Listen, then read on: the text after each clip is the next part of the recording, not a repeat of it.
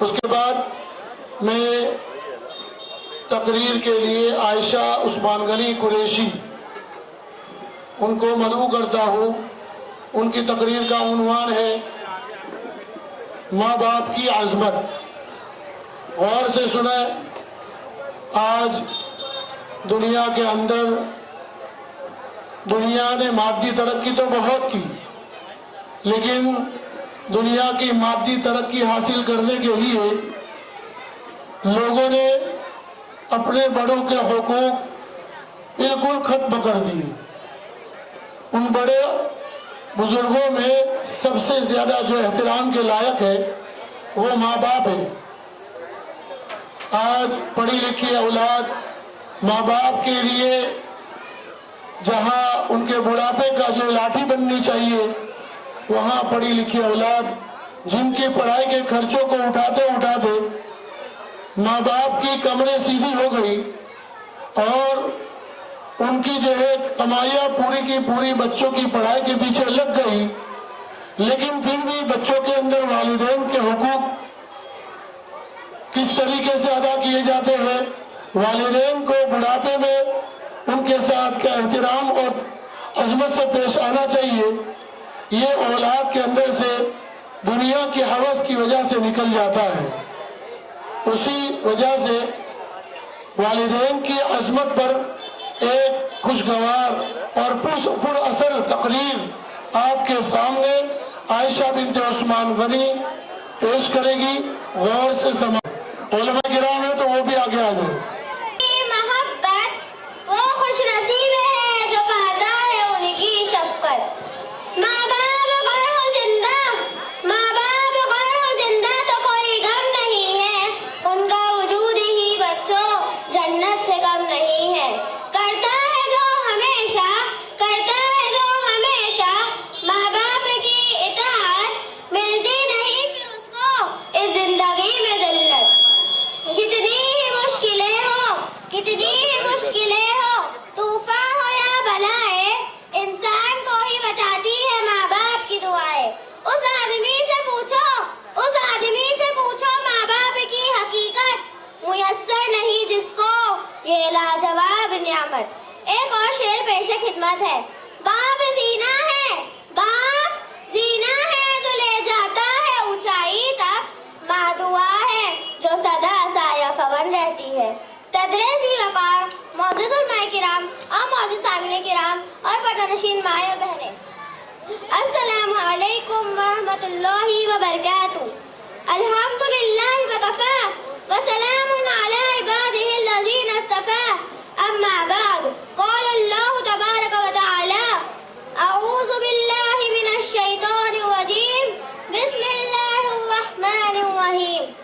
وَقَضَىٰ رَبُّكَ أَلَّا تَعْبُدُوا إِلَّا إِيَّاهُ وَبِالْوَالِدَيْنِ إِحْسَانًا إِمَّا يَبْلُغَنَّ عِندَكَ الْكِبَرَ أَحَدُهُمَا أَوْ كِلَاهُمَا فَلَا تَقُل لَّهُمَا أُفٍّ وَلَا تَنْهَرْهُمَا وَقُل لَّهُمَا قَوْلًا كَرِيمًا۔ وقال النبي صلى الله عليه وسلم رغم أنف ثم رغم أنف ثم رغم أنف، قيل من يا رسول الله؟ قال من أدرك أبويه بعد الكبر أو كلاهما فلم يدخل الجنة، أو كما قال عليه الصلاة والسلام۔ میرے کلام کا موضوع ہے عظمت والدین۔ والدین کی عظمت پر قلم اٹھایا ہے، والدین کی عظمت پر قلم اٹھایا ہے، کیسا پیارا رشتہ یہ رب نے ایک بنایا ہے۔ معزز سامعین کرام، ماں باپ خالق کا وہ انمول خزانہ ہے جس کی حفاظت پر خود خالق کائنات نے اصول بنائے ہیں۔ اس کا اصول ہے جب بات کرو تو نرمی سے کرو، فرمان خداوندی ہے وَقُل لَّهُمَا قَوْلًا كَرِيمًا۔ اس کا اصول ہے جب والدین سے کسی بات پر خفگی ہو تو بھی مت کرو، فرمان خداوندی ہے فَلَا تَقُل لَّهُمَا أُفٍّ۔ اس کا اصول ہے جب والدین کی برس سنی کو پہنچ جائے تو آواز میں سختی نہ کرو، فرمان خداوندی ہے وَلَا تَنْهَرْهُمَا۔ اس کا اصول ہے والدین کے ساتھ حسن سلوک اولاد کا اہم فریضہ ہے، فرمان خداوندی ہے وَوَصَّيْنَا الْإِنسَانَ بِوَالِدَيْهِ إِحْسَانًا۔ اس کا اصول ہے वज़ा इलाही वालिदैन की खुशी में है। फरमाने नबी सल्लल्लाहु अलैहि वसल्लम है, रिज़ा रब्बी फी रिज़ल वालिद। इसका असूल है रब की नाराजगी वालिदैन की नाराजगी में है। फरमाने नबी सल्लल्लाहु अलैहि वसल्लम है, सख़तु रब्बी फी सख़तिल वालिद। मुअज़्ज़िज़ सामिन किराम, माँ बाप की अजमत को बयान करते हुए प्यारे आका ताजदार मदीना फ़ख्रे दो आलम सल्लल्लाहु अलैहि वसल्लम ने फरमाया, उसकी नाक खा का आलूद हो, उसकी नाक खा का आलूद हो, उसकी नाक खा का आलूद हो। पूछा गया किसकी या रसूलुल्लाह सल्लल्लाहु अलैहि वसल्लम? फरमाया वालिदैन में से किसी एक को या दोनों को उनके बुढ़ापे की हालत में पाए और वो उसको जन्नत में दाखिल न कराए।